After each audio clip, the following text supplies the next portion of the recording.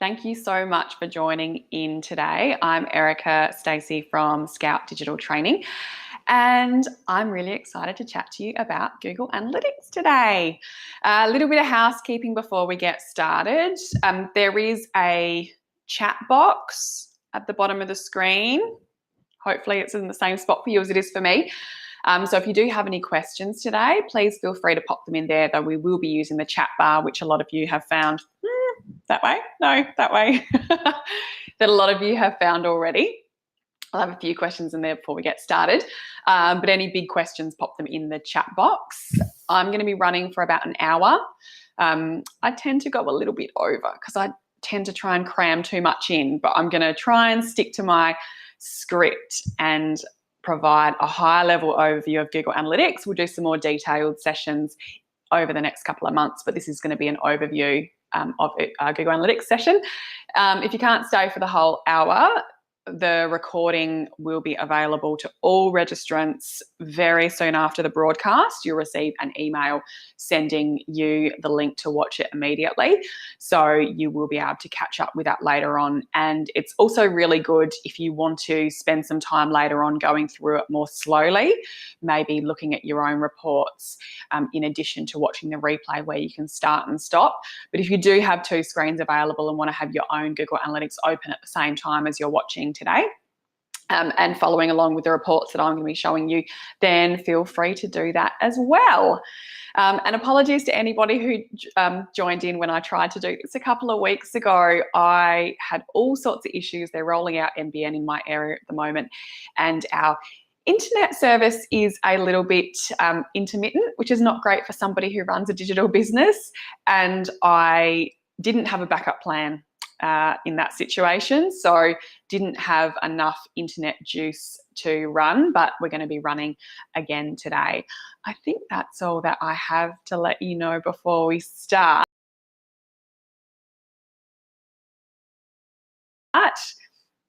But do let me know if there are any other questions.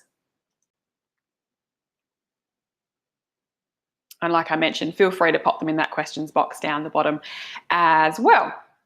So what we're going to be going through today is an overview of Google Analytics. So I know some of you do have some experience with Google Analytics because I recognize a few names in there, but this will be really good for you if you need a bit of a refresher of which reports to focus on. I'm going to be cherry picking a few reports that I find are the most beneficial to the widest number of websites, and highlighting some of the features so you can get the most out of it as well, because Google Analytics, while being really useful, can actually be really overwhelming, and it's changing at a very rapid rate as well. So we're going to be going through a few sections. So I'm going to quickly chat through the admin tab, the home screen, real-time reports, the audience reports. Probably spend most of our time in the audience reports, and then acquisition, which is all about where your audience comes from, which I find really fascinating. Behaviour, which is what they're actually doing on your website, particularly which pages they're looking at. And then we'll touch briefly on conversions. I could talk about conversions for days, so I'm just going to be giving a high level understanding of what you can do with conversions. And like I mentioned, we'll do some more detailed webinars over the next few months if you want to delve into any of those in more detail. There is also going to be a slide at the end of this webinar which lists all of the main reports that I'm going to be looking at. So you don't have to take notes. And like I mentioned, the recording will be available, but there will be a list of all of those reports on the last screen. But if you want to take notes as we go, then feel free as well. Before we jump in, just a little bit more action in the chat box. Who has Google Analytics installed in their website already? Yes, no, or not sure. Little poll. Yep. Oh, good. All converts. So yeah, it's really, really beneficial just to get it installed in your website. It will only start tracking from the moment that it is installed. You can't get stats retrospectively. So really great to get that Google Analytics code put in your website as soon as possible, so you've got all of that data available for you. The follow-up question to that is, do you actually look at your Google Analytics data regularly? Let's class regularly as once a month at least, though I'm in there pretty much every day.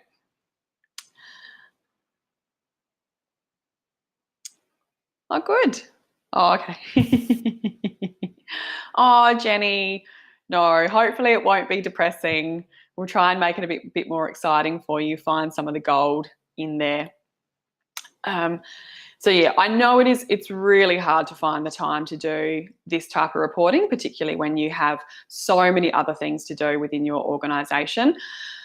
But hopefully today I can highlight some of the reports that are best to focus on, because it can be quite overwhelming when you first jump in there and you can see quite, yeah, like I said, I get overwhelmed. There's new notifications jumping up in Google Analytics all the time. So trying to keep on top of it can be quite challenging. But if you can highlight the main metrics that you want to focus on for your website, then it can be really useful to jump back in there. And there's some other things you can do, like scheduled email reports and creating custom dashboards that make it a bit quicker and easier as well. Oh, so you can't get into yours, Judy. Oh, that's not good. Feel free to contact me afterwards if you like, if you need to regain access. I've worked with a couple of organisations to help them get access to their Google Analytics after they've been locked out. So there's a couple of ways that we can do that. So feel free to get in touch. So you should have my email address, direct email address from the reminder emails, but otherwise I'll track you down. Cool. So a few things before we start. So why do we want to bother reporting? Why should we be looking at our Google Analytics data? So really, by regularly reviewing our historical data, and Google Analytics is predominantly historical data these days, but regularly looking at our historical data can help us really understand how people are actually interacting with us online. So we don't have to make assumptions like no one goes to our website, or everyone goes here, or people just do this, or people just do that. We actually have all of the information available within our Google Analytics reports to tell us what times of the day people are coming from, where in the world they're coming from, what device they're coming from, where they're landing, where they're leaving, how many pages they're looking at. So much information there that we can use to make more informed, strategic and results-focused marketing and business decisions. So I've been working with Google Analytics for about 10 years now, and it's changed a hell of a lot during that time. But I've also worked with lots of organisations and had access to a lot of Google Analytics accounts for all different types of businesses and organisations. And we've answered a lot of questions really quickly, being able to use Google Analytics data. So, should I be using this marketing channel? We can go, is it actually driving any traffic to your website? Or is it driving any valuable traffic to your website? Is the traffic that it is driving, are they spending time on your website? Are they engaging with your content? Are they triggering any of your conversions? And all that, if it's set up correctly, all that information is actually available. So you can make that decision to go, do I keep spending all this time and money and energy doing this thing? Or do I focus on this other thing that's actually giving me more benefit? So some really, really good information you can get from it there. So what is Google Analytics? You've all got it installed from what you've said, but often we don't completely understand what it is. So it is a web analytics tool. It's not the only web analytics tool, but it is one of the most popular web analytics tools. The couple of reasons for that. So it's free. So free is always good. It's really comprehensive. It's relatively easy to install, and Google do spend a lot of time and energy continually investing and updating in Google Analytics to keep it current, whereas some of the other tools can kind of lag behind a bit. So some great reasons for using Google Analytics there.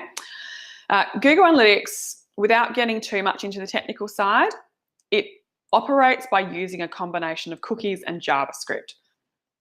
So when we are installing Google Analytics, so we first create a Google Analytics account. I'm not going to show that today, but you create a Google Analytics account and it gives you a unique tracking code and a little piece of JavaScript that needs to be installed in the head tag of every single page of your website that you want tracked.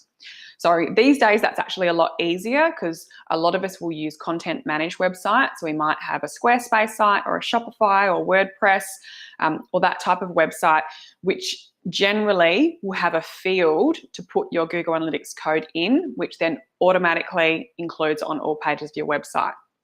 So this is different to kind of back in the day where we were hand coding and building websites, and the code literally needed to be pasted in the head tag of every single page. And if you created a new page, you needed to make sure you put it in there.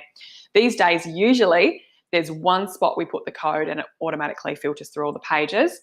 And like I mentioned, it will only start tracking from the point in time that the code is installed onwards. So even if you're not planning on looking at your data, it's really useful to just get it installed and know that the tracking's going on in the background, and you can log in and look at that information when you do have the time. So how it actually works is, because we have this script and this code that sits in the head of our all of our pages, every time somebody visits a page of our website, the page loads and that runs that little piece of JavaScript. And that piece of JavaScript plants a cookie in the person's internet browser, which is another little piece of code. So you might have heard of cookies before. Plants a cookie in the person's internet browser, which helps us to define them as an individual user.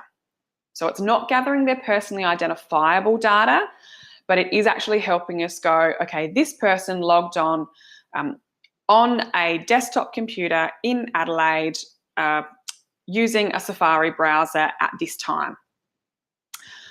They don't know that that's me exactly. So they put it, couples all of that information together, and then that cookie tracks the visits and the activity of that one user as they move around your website. The great thing is it's not only for that one visit that they do, but providing they don't clear their cache, which would delete that cookie. If that cookie stays in the browser and they come back to your website, rather than planting a new cookie, it goes, oh, there's already a cookie here. This person's already visited our website before, so they're now returning to our website as a returning user. Let's track them again and see what they do, and it's able to piece that information together. So that's a really basic explanation of how that JavaScript and cookies combination works to allow us to get that information about people who visit our website. And the reason why it's also a lot more comprehensive than some other inbuilt website analytics tools. So tools like Wix and Weebly and Squarespace, they often have their own inbuilt analytics, and they're not generally as detailed as what Google Analytics are, because it doesn't use that same combination of tracking method. Something that I do need to mention straight up front, because Google Analytics uses cookies and JavaScript, these are both things that people can choose to turn off in their browser and not use. And you might see this a lot at the moment. There's lots of notifications on websites saying this website uses cookies to give you a great experience, and ask people permission or alerts them that if they continue using, they will be tracked using a cookie. So, but people can opt to turn that off in their browser. So if cookies or JavaScript, one or the other or both of them, are disabled on someone's browser, we can't actually track their activity on our website. So this means Google Analytics is not tracking, which means Google Analytics does not track 100% of your website visitors. So obviously it's very difficult to be able to tell you how many people it's not tracking if we don't have any information about them. But from the research that I've done, we're told, and it's usually coming from Google, they try and tell us it's only a few percent of people who we aren't tracking. I dare say that's creeping up a bit, because there are some more concerns in regards to privacy, and particularly cookie tracking, and some compulsory guidelines around the use of cookies and tracking that came into play in the European Union last year with the GDPR. So I dare say that is actually removing some more people, which is disappointing. But what I would just strongly recommend is keep your mind on the fact that let's focus on the activity of the people that we have been able to track, and look for the trends in their activity on our website and their behaviour on our website, and use that to influence. So it's not about getting everyone, but getting that understanding in general of the patterns of what people are doing on our website. So just need to mention that straight up front, because a lot of people don't realize that it's not absolutely everyone who visits the website. So I already ran through a few of these benefits before in regards to why Google Analytics as opposed to other analytics tools. So like I said, free to use, relatively basic implementation. It's really well documented. So Google have a lot of their own documentation regarding Google Analytics, and there's a lot of bloggers and businesses, including myself, that provide articles about it and videos and webinars and those types of things as well to help you make the most of it. It integrates really easily with other Google products. So it doesn't automatically integrate with things like Google Ads and Google Search Console, but it's really easy to be able to do that if you use them as well. You can easily export data into PDF or Excel to get them out of your online tracking tool. It connects really easily with other dashboarding tools, and it's well maintained and regularly updated as well. And like I mentioned, in the last 18 months in particular, there's new features coming out all the time that I'm trying to keep on top of as well. So there's lots of things you can learn from Google Analytics. These are just a handful of them. So we can find out things like how many people visited your website. Again, not 100%, but pretty darn close. Where they're located, how they find your website, how many pages they look at, how long they spend on your website, whether they complete any of your online goals, and more. There's so much, and I'm going to be jumping through a bit of that today. Alrighty, so we're going to jump over to my screen share. So this is actually the this is the Scout Digital Training website, and we're going to be looking at my real Google Analytics today for this website. Some of you may have visited it before. Actually, you probably would have visited it to register. So you might be a little bit familiar with it. It's a mobile responsive website.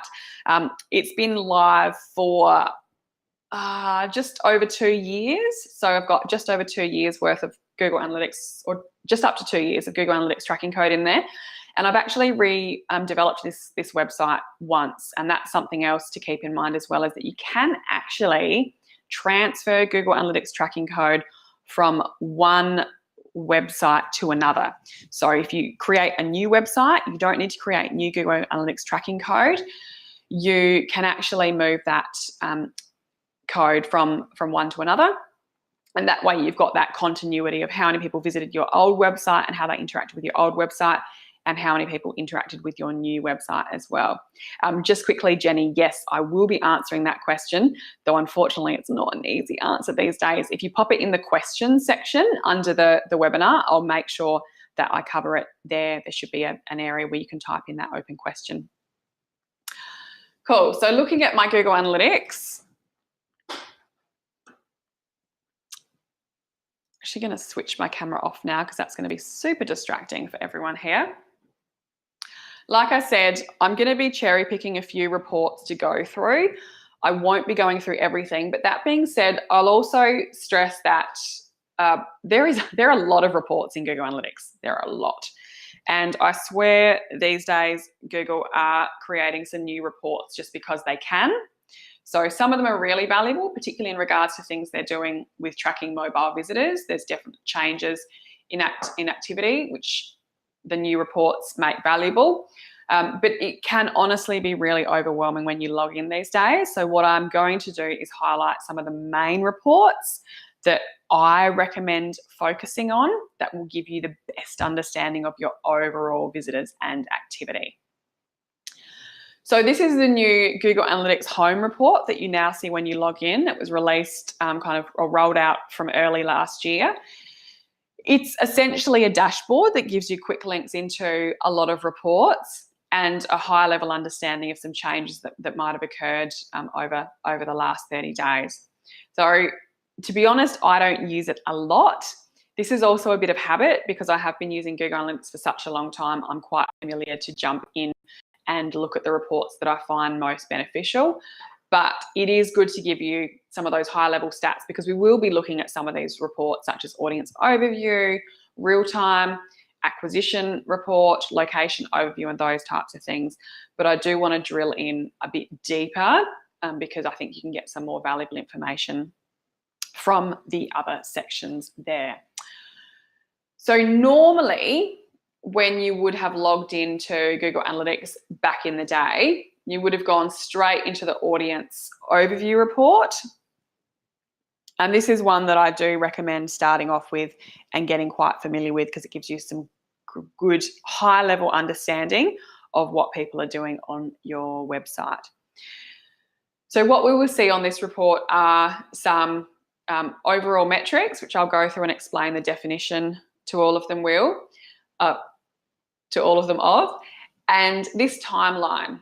So by default, it shows us users, and it'll show us this fluctuation depending on what time period we're looking at of the total number of users that have changed throughout that period. So you'll see we've got a little date picker here in the top right-hand corner. By default, I have mine set to show the last 30 days, but depending on how long your Google Analytics have been running for, you can readjust this to look at any time period within that tracking period. So from the drop-down menu, there are a couple of options here. So we can look at today's stats, yesterday's, last week, last month, last 7 days, last 30 days, or I could manually go and select, say, I just want to look at January and click apply. And it's collected all this data, so it's just going to show me all the information from that particular time period there. There's also a comparison option here. We can tick that box and it will automatically compare to the previous period, which is exactly the number of days prior. Or you can select your own custom range if you want to look at doing calendar month on calendar month. That might have, one might have 30 days, one might have 31 days. Or you can actually look at the previous year's data as well for that same month. So if I want to compare January 2019 to January 2018, you've got lots of flexibility in what time period you want to look at here. We'll leave that on that for the moment. So if we click apply, it'll reconfigure and give us a really quick look. So now we have 2 lines on the timeline, one for January and one for December, looking at their total users, and we can scroll over and see the total users for each of those days. And then we also see not only the number that correlates to each of those metrics from those 2 time periods, but the change as well. So the increase in users, the decrease in pages per session. So you can get a quick understanding of where there might have been some improvements or declines during that period. And this is going to vary for absolutely every single website, and you'll hear me say there's no right or wrong. Obviously, we get more excited when we see things that are green, but it's important to know that it's going to be different for every single website, and there can be lots of reasons for changes. So particularly looking at a December, January time period, a lot of business websites do struggle during this time because a lot of people take holidays. If you aren't doing the kind of work or have the type of offering that directly relates to Christmas and holidays and those types of things, people might just lack some interest in your website during that time. It's not necessarily a bad thing. So I'm just going to pop this back to the last 30 days just for ease of demonstration here. And one of the other things that I think is also really good to look at is whether or not there's a pattern in when your users visit the website based on the days of the week. So you can see that visitors to my website have a slight preference for Monday to Friday browsing, and then we dip a bit over the weekend. So providing training services and professional training services, that makes a lot of sense. But it's good to be able to look at your data and see, are there any trends with when people tend to be visiting our website? Because it can help you make decisions in regards to when you actually perform maintenance on your website. It's good to do maintenance on your website when there are less visitors online who might potentially be disrupted, or when you might publish new content or new offers on your website to naturally have that exposure to more visitors. And we're looking at days of the week at the moment, but we also have options to just look at this data by week or even by hour. So I wouldn't normally look at the hourly rate over a 30-day period, but if you wanted to examine, say, 1 day or 7 days, and try and understand, is there a particular time of the day that people tend to visit your website more, then it's really useful to get all of that information there as well. Okay, so I'm quickly going to go through these different main metrics that we've got because they are repeated on a lot of different pages throughout Google Analytics, so it's good to get your head around them first of all. So starting off with users, we refer to this as the total number of people who have visited our website. But it's actually related to that cookie that I talked about earlier. So every single user is given their own individual cookie, and the cookie is placed in the browser. So really what we're actually tracking are individual browsers as opposed to individual users. So again, it's not completely perfect. People do tend to have a preferred browser that they tend to use to visit websites. So it's a very good bet that we'll capture people. But it's just important to keep in mind that if, for example, I visit a website from both a Safari browser and a Chrome browser, even though I'm on my own computer, that's two different cookies that have been planted in those two different browsers, and I would be classified as two different users. So just something to keep in mind there. In my experience, it doesn't tend to affect a lot of people, but it's just something to keep in mind when we're talking about users. It's more to do with browsers. And Google is making a lot of changes with their analytics to try and better track people who switch between different devices as well. So a lot of businesses have been have users who might visit their website from their desktop computer and then switch to their mobile, or vice versa, or a work computer to a home computer. So they're adding in some new features to try and start tracking those people as well. But essentially, we think about it as the total number of people, users. New users, these are the people who have visited your website for the first time during the period that we're looking at. So they're first-time users to the website. Now, if they have cleared their cache and had a new, cleared out their cookies and had a new one set, they may also be included in there as well. So again, probably going to affect a small portion, but something important to keep in mind. So new users is actually a metric that's been pulled out to the audience overview report in the last couple of months that Google is focusing on a lot more. And it's also really great for a lot of us to have this information front and center, because for a lot of us, we want to attract new visitors to our website. So it makes it really easy to understand how many new people we are getting to our website over time, particularly if we're engaging in more content marketing or social media activities or advertising or SEO, where we're trying to get new traffic. That's a number that I do like to look at.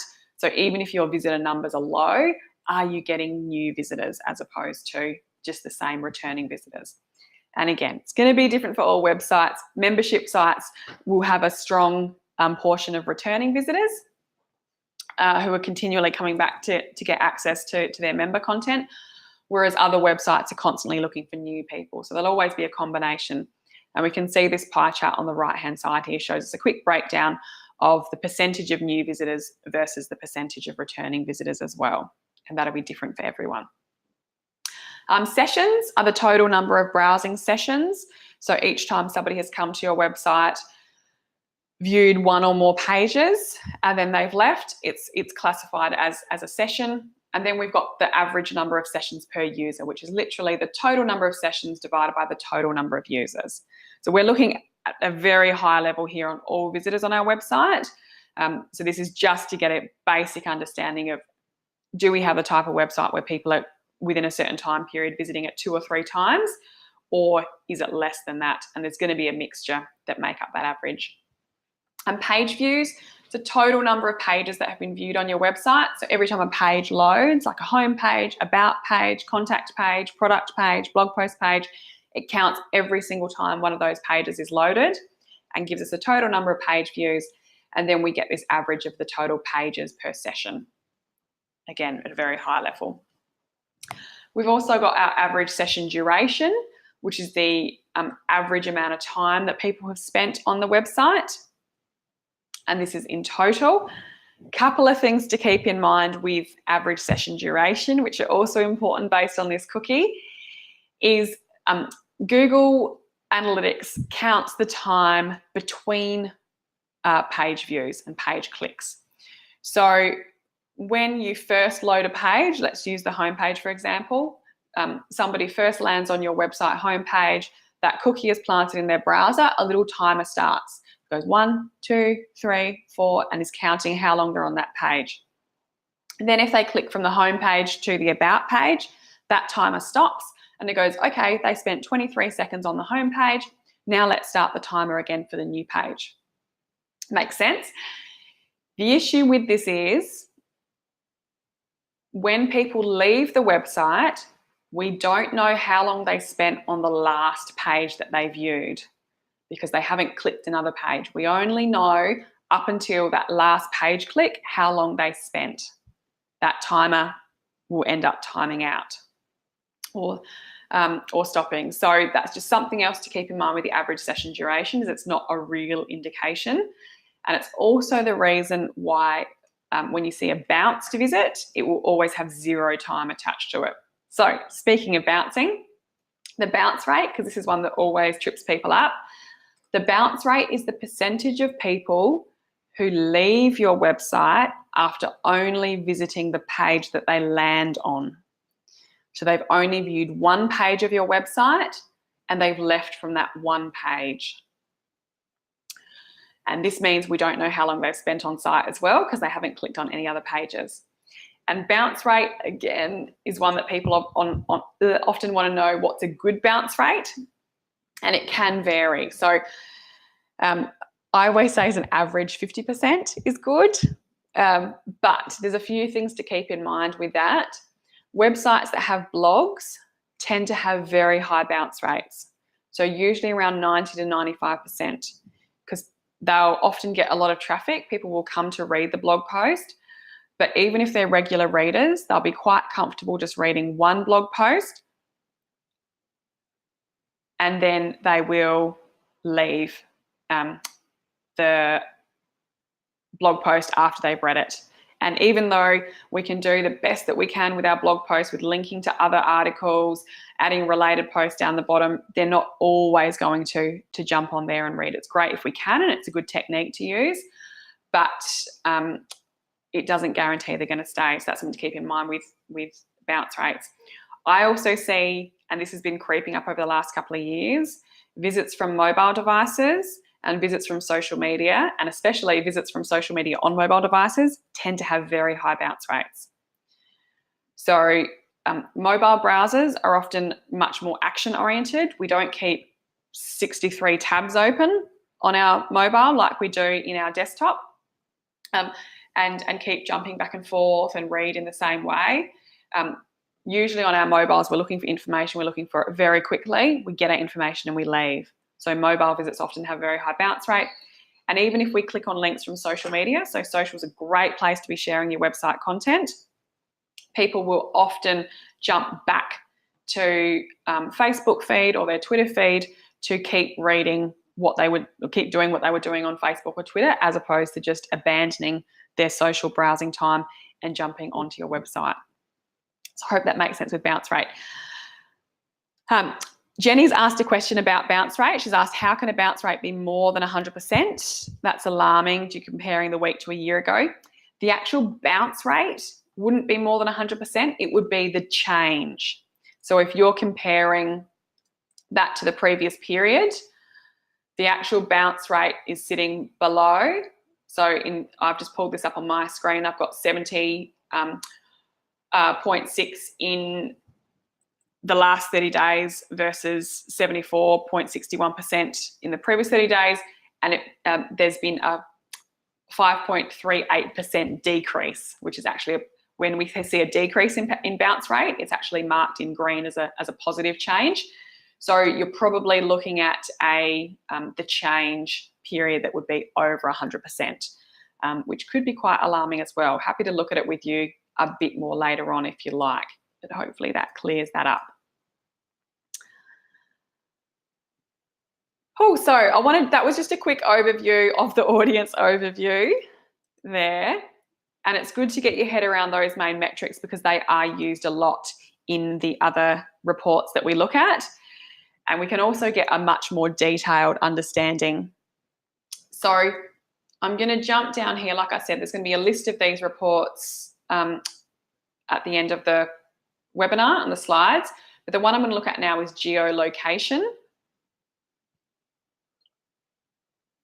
And this shows you where in the world people are visiting your website from.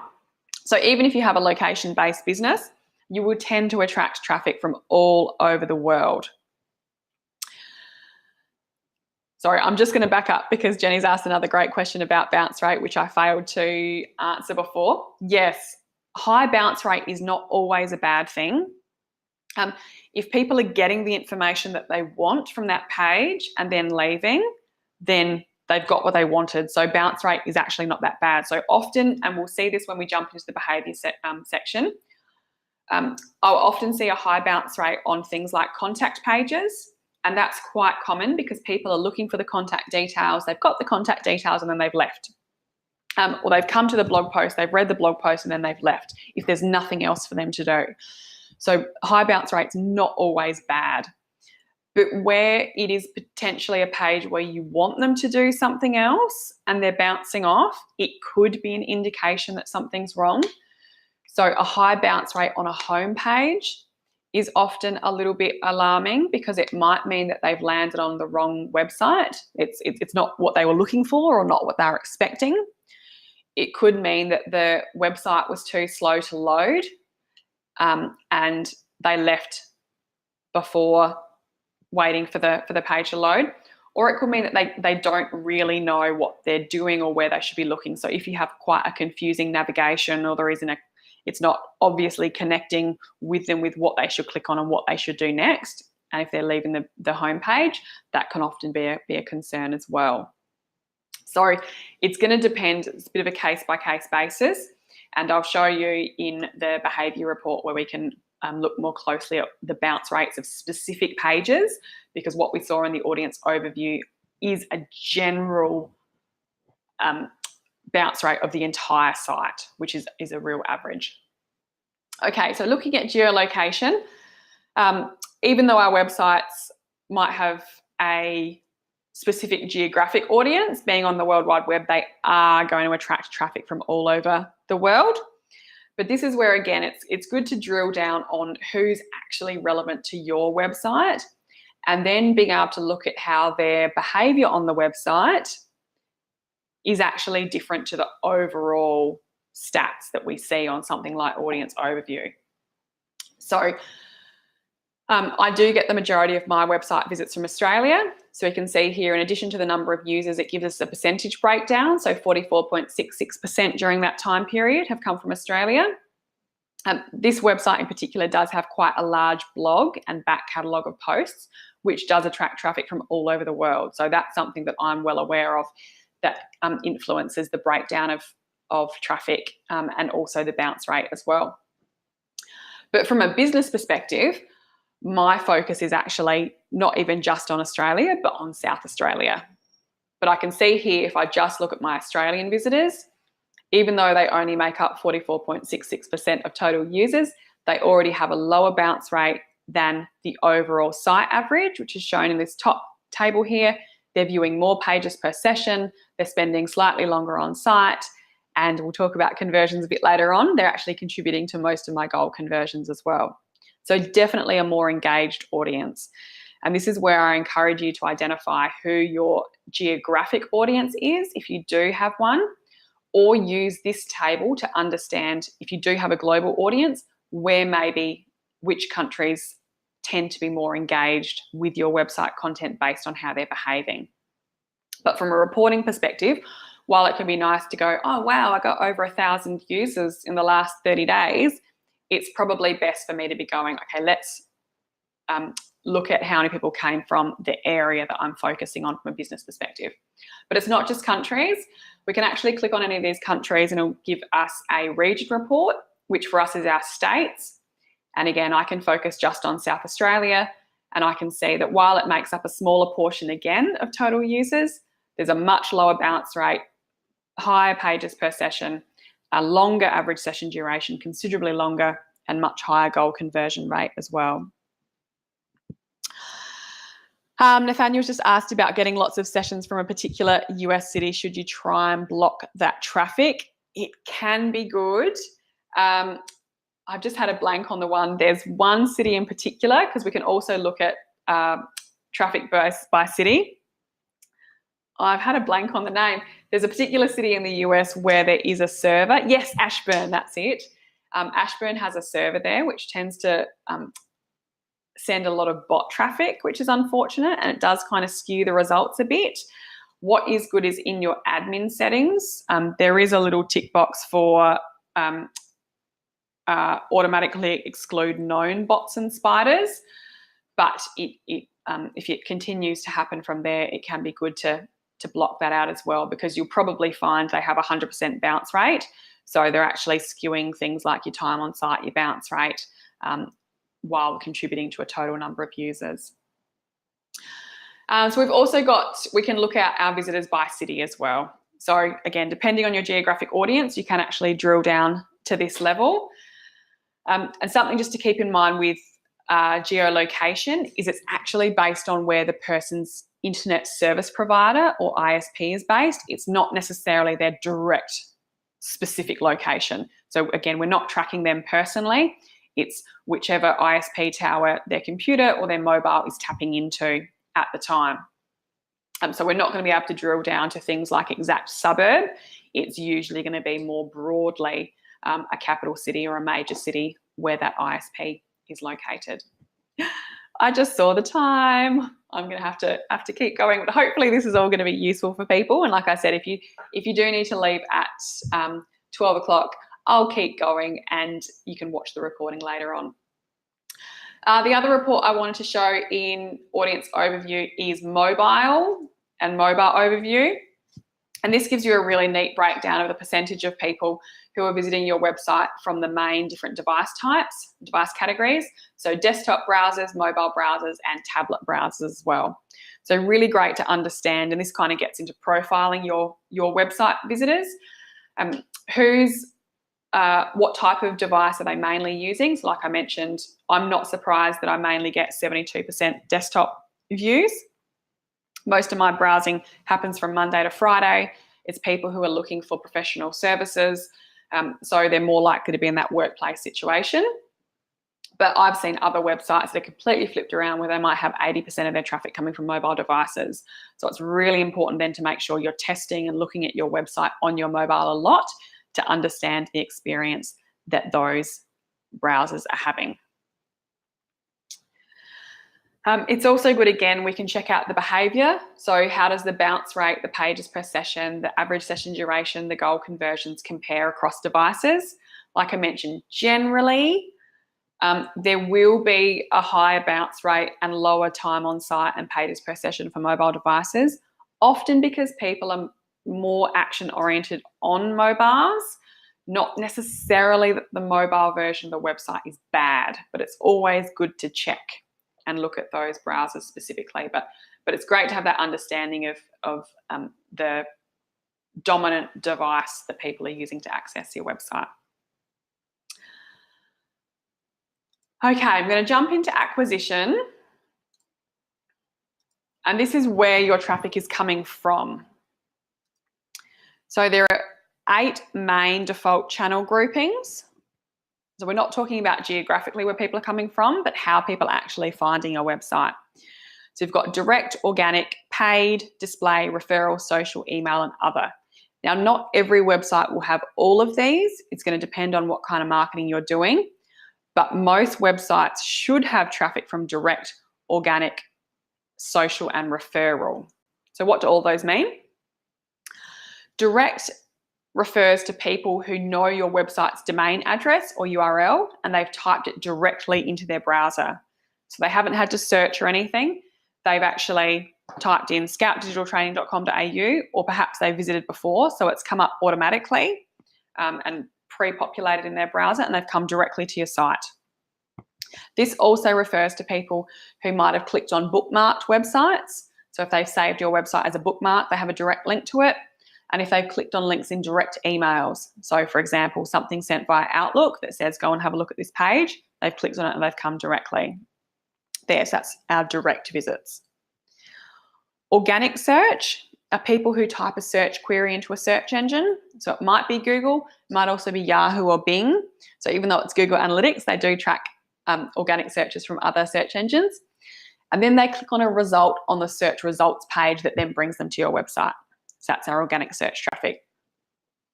We've also got paid search. So this is only going to be on your Google Analytics if you're running Google ads, Yahoo ads, or Bing ads, and if they are connected with your Google Analytics account. Because if they haven't actually been connected correctly, they might be appearing in your direct traffic. So that's something to keep in mind. So if you know that you're running search ads and you're not seeing a paid search channel, there's probably an issue with that connection. Display, these are people who have clicked on a banner ad on another website that's for your website. So you might be running display ads through, again, something like Google Ads.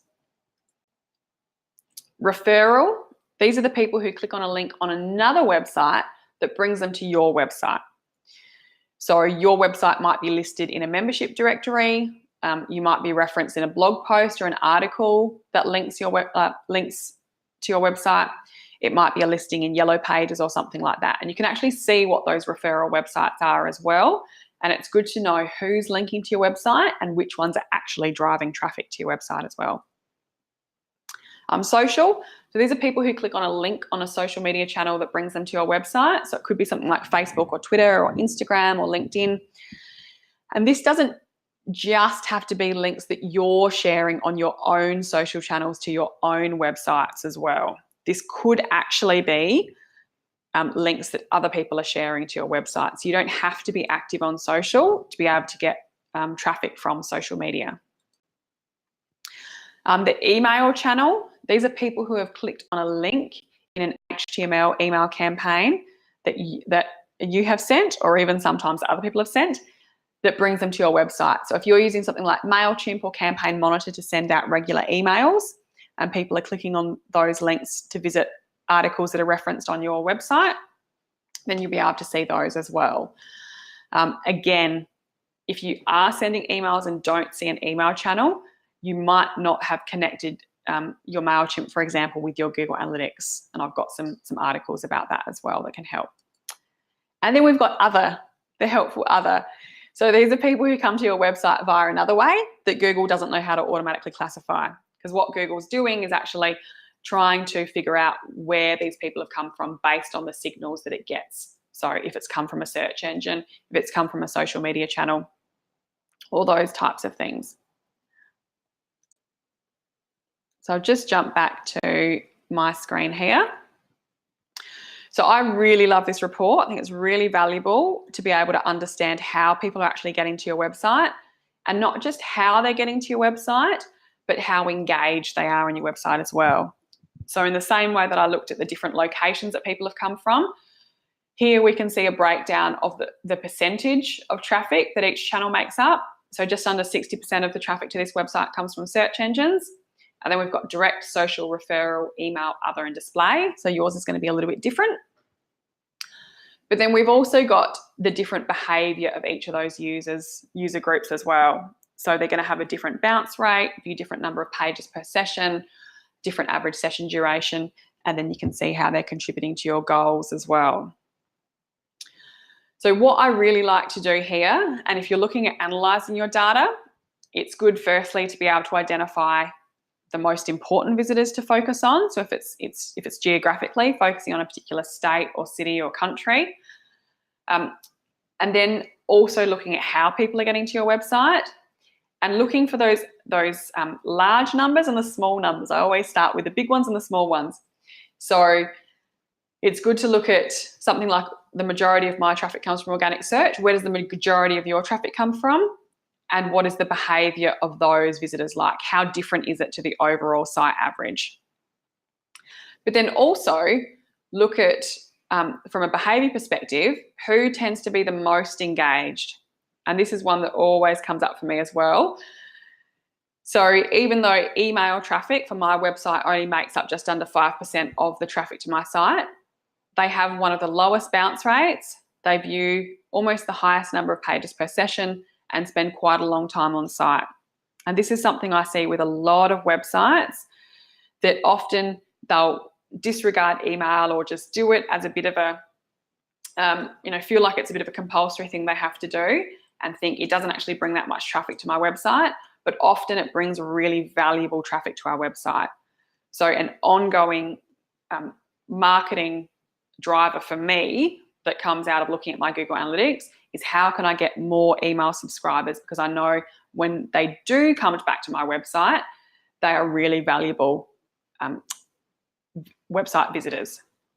So there's little takeaways you can get from that. And for you, it might be social. So do you have a really engaged social media audience, really engaged referral audience, or is your ad audience really engaged, or are they bouncing off because maybe the ads aren't very well targeted, or those types of things? So we won't be able to go into it in too much detail, but look for those highs and lows, and if you can pick out any patterns here. So I'm just going to look in a bit more detail in a few of these. And Jenny did ask a question earlier, and this is one that kind of makes me a bit sad these days. Jenny asked, when talking about organic searches, how can you actually see what keywords people have searched in? Because if I click on organic search, back in the day, we used to get a lovely, lovely report which had all of the keywords that people had typed in to come to our website, which was fantastic. And then it was about 2011, so going back 8 years ago now, Google actually removed this, and they said it was in the name of privacy. They were going to start hiding the exact keywords that people typed in to visit our website. So they don't actually show all of the keywords anymore, and unfortunately we get this very unhelpful not provided, which means those particular keywords have been blocked for privacy reasons. And this is on most websites. You can see, so 98% of the keywords that have brought people to my website are not provided. And I generally see around this 95 to 99% of keywords are being hidden as well, which is really unfortunate. And the couple that do tend to sneak through are often related to your business name.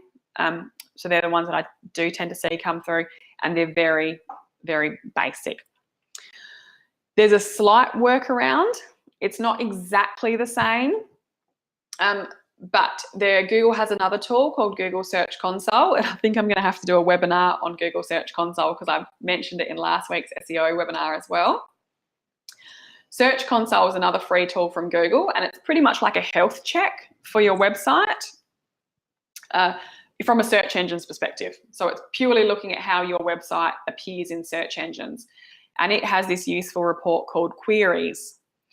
And this will actually show you all of the search queries that your website has returned for in search results. So it doesn't necessarily mean all of those people have clicked on that search result and come to your website, but it gives us a bit more understanding of the types of keywords that people are searching for that our website relates to. It also shows us the click-through rate, so the percentage of people who click on our result for our website when they see it in search results, and also the average position, which is really helpful as well. So this is the position that your website tends to appear for in search results for that particular search term. But that does need to be, Search Console does need to be set up separately, and then you actually need to, again, connect it with your Google Analytics account, which you can do in the admin setting.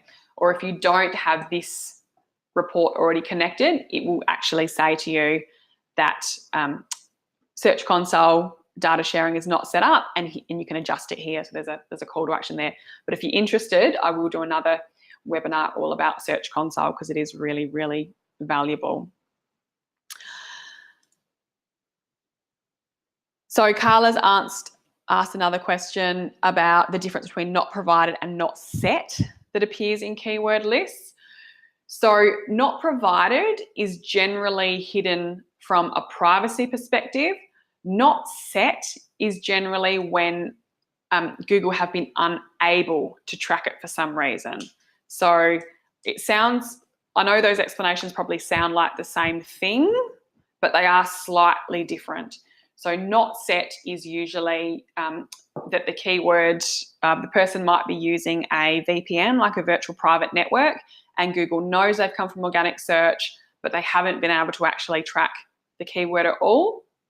I often see not set if you're running Google Ads campaigns. Usually you should be able to see what keywords are coming from your Google Ads search campaigns, but if the account isn't connected correctly, it might actually show those keywords as being not set. So hopefully that explains those two answers there. So I'm going to quickly show through these because we're almost at 12 o'clock already. How did that happen? But I recommend spending some time clicking through here as well. Like I said, you're not going to get much keyword information from organic search, unfortunately, but you can get some useful information from clicking on the social section and seeing, well, which social channels are actually driving traffic to your website, what's that percentage breakdown, and how engaged are they as well. So I get the most of my social media traffic is actually coming from Facebook, but the most engaged social media traffic is actually coming from Twitter. So there's some good little learnings you can get from there in regards to how you're spending your time and energy on your social media activity. We can also look at those referral channels that I mentioned as well. And these are those other websites that link back to your website. So you can go through and see what websites are actually driving traffic to your websites. This isn't going to be a list of everyone who links to you, only if they're actually delivering traffic to your website. So this can be great if you're looking to get more backlinks to your website, to look at, well, who's already linking to me and where am I getting the best quality traffic from again? And maybe, is there a way that I can start getting more traffic from those types of websites? So if you do get a bit of good traffic from certain blogs, maybe it's worthwhile looking at more blogs. And I will point this one out. Linktree is a little tool that I use in my Instagram account. So, in Instagram, you only get one clickable link in the bio. So I actually use this to create a list of lots of links to my website. Instagram's not generally known for driving a lot of traffic, but I can see through this referral link that I'm actually getting quite a lot of traffic from those links on Linktree. So if you want to go and check out the Scout Social Instagram account, you'll be able to see what I mean there. Rihanna's just asked a question: if you don't want a backlink from a particular website, if it's an unfavorable site, referral traffic is a bit of a challenge in Google Analytics, because referral traffic in Google Analytics is actually really easy to hack. And sometimes you might actually be seeing traffic from often an unfavorable website that isn't actually delivering any real traffic for you. So thankfully, I'm not seeing any at the moment, but often you'll see ones that have SEO in it.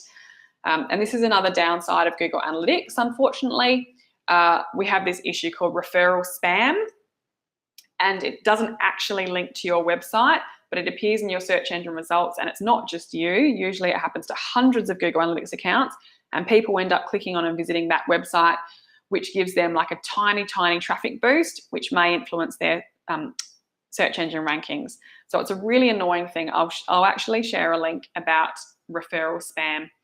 So that's just something to keep in mind, is whether or not it's actually real, and if they are actually linking to your website is one thing to look into.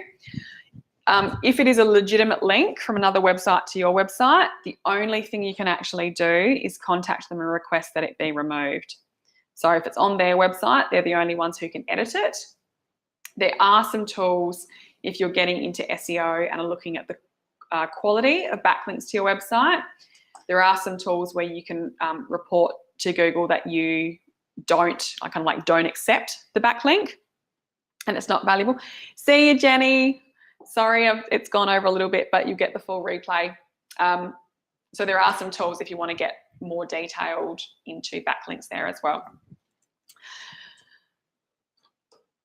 All right, another thing, because I did want to mention goals. So I'm going to touch on this quickly because I mentioned goals before, and I can see where my goals have been triggered from. So goals aren't automatically measured in Google Analytics. They are something that need to be programmed to your individual website. And I have 5 different goals that I have tracking on my website. have a number of forms.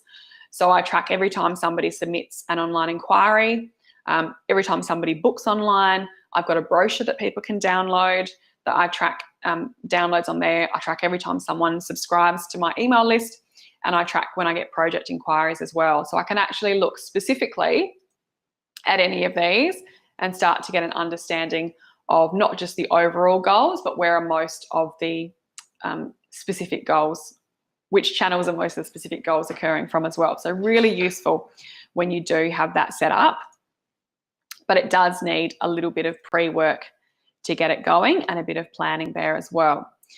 So a goal is essentially an activity that's completed on your website that somehow contributes to the success of your organisation. And there are 4 different goal types, and these are set up in the admin section.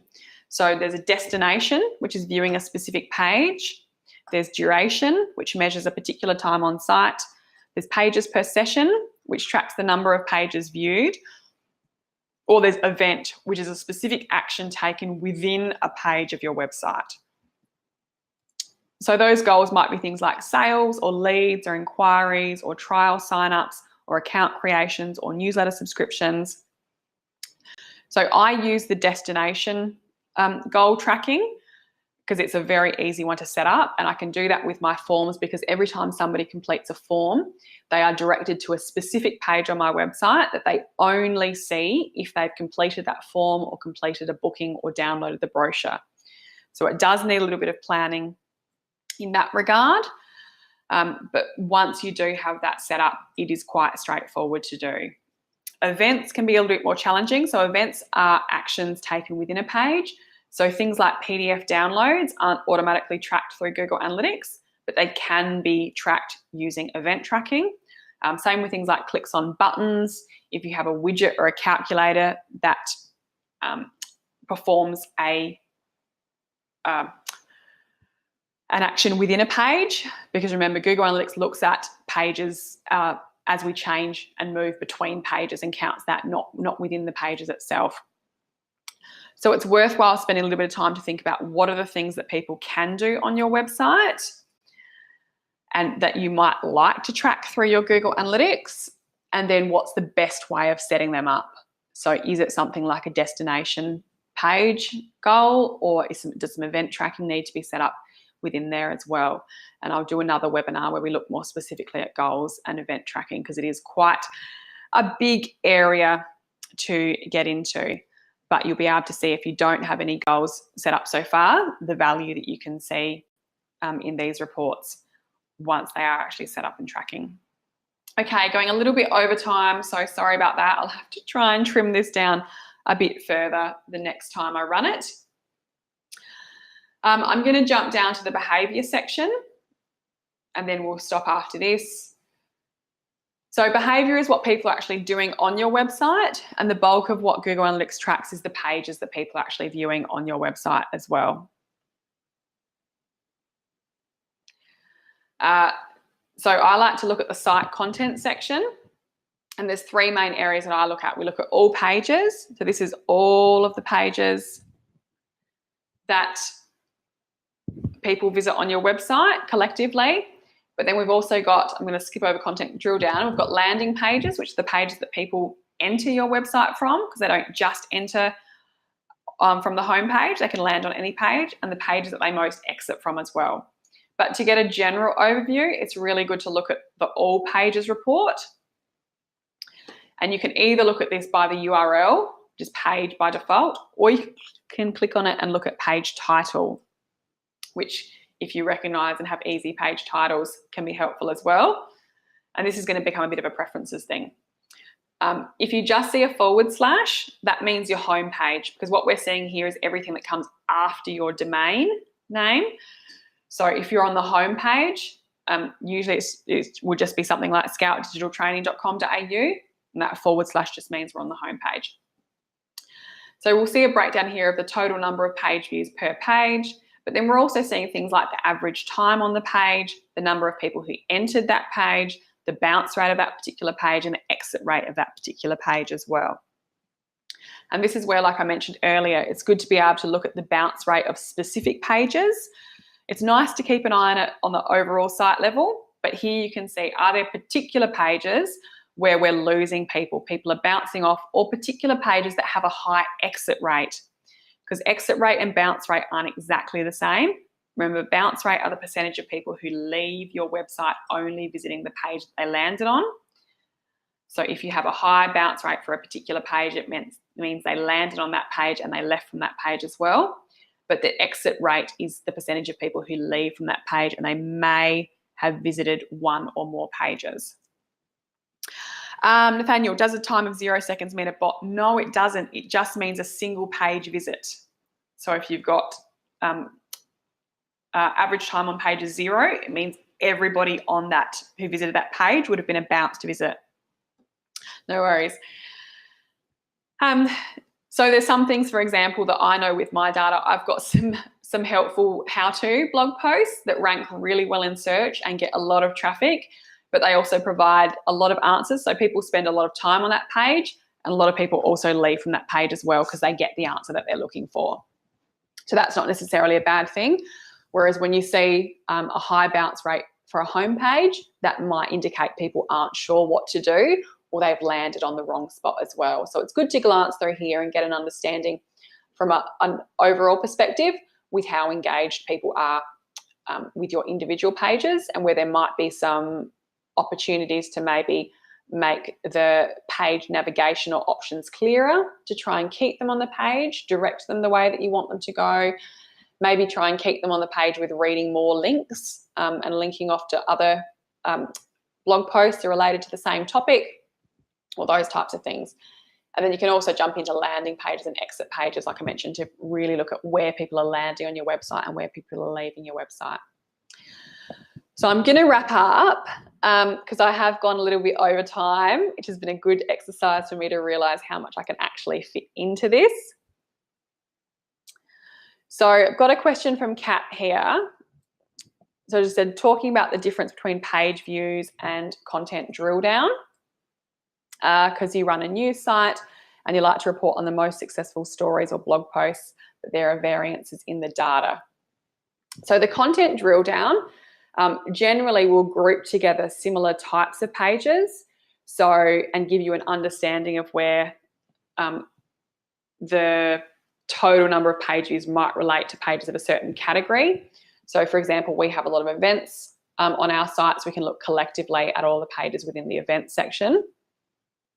Where you're wanting to report on the most successful stories or blog posts, I'm not quite sure about the variances in data, so happy to chat to you about that offline.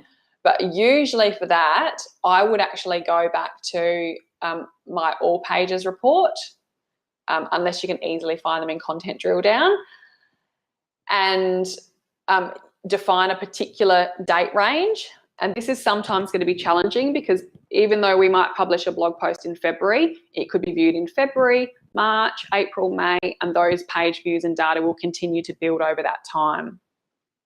So sometimes it is easier to look back at a whole period, like let's look at all of 2018 and let's see which of our blog posts were most popular during that time based on the total number of page views. That could be a way of doing it. Or it could be tracking month per month as well. Sorry, on all pages. Yes, I've just seen your comment there. So yeah, that's generally what I would do, is go through and highlight. And if you're keeping track of where, when you're publishing blog posts, then hopefully you can go through and find the blog post that you're looking for. Because, you know, this post, for example, it is consistently the second most viewed page on my website. And that's a blog post I originally published in 2014. So it's interesting what posts can continue to drive traffic to your website, whereas I can look down and find other posts that were published within this time period we're looking at. So hopefully that helps.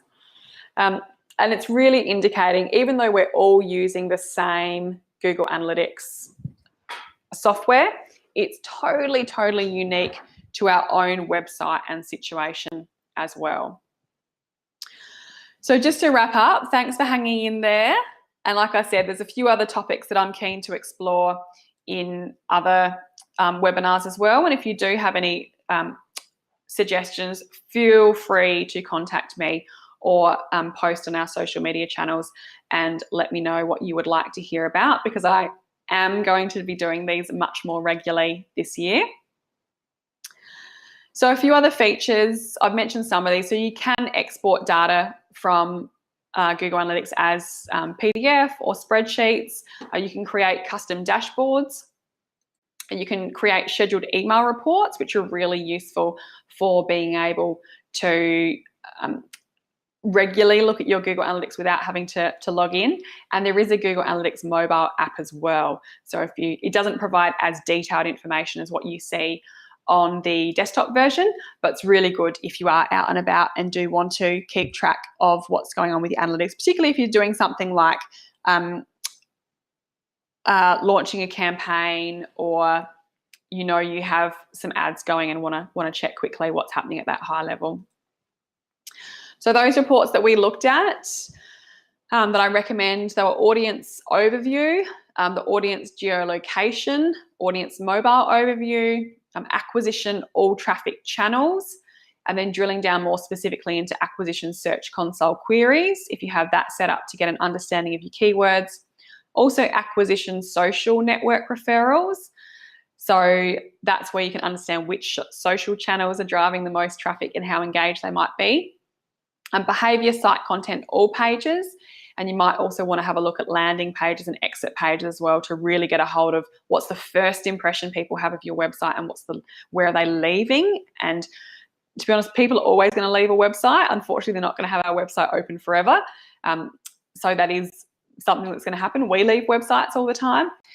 But if you can find a pattern that people tend to be leaving from a certain page that you don't expect them to, perhaps look at making some changes to that page, which might keep them on there a bit longer as well.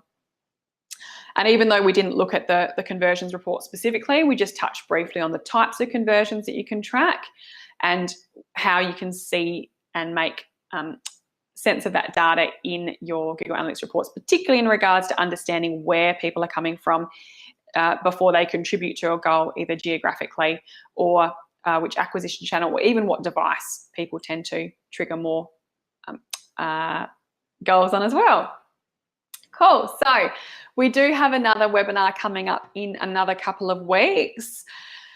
We're mixing it up. Normally I do Google Analytics ones because that's the topic I mainly talk about. But in 2 weeks' time, I'm going to be joined by Jen Everson, who's our social media trainer. And we're going to be talking about Facebook ads versus Google ads. So she works a lot in Facebook ads and I work a lot in Google ads. And we get asked a lot by people, should I be doing Facebook ads or should I be doing Google ads? So we're just going to give a quick rundown of the two different types of ads, the benefits of each of them, the differences between them, which might help you there as well. So just like with this webinar, the replay will be available. So if that's not, if that time doesn't suit you, feel free to register and you'll automatically have that replay sent out to you as well. And full details are on the website.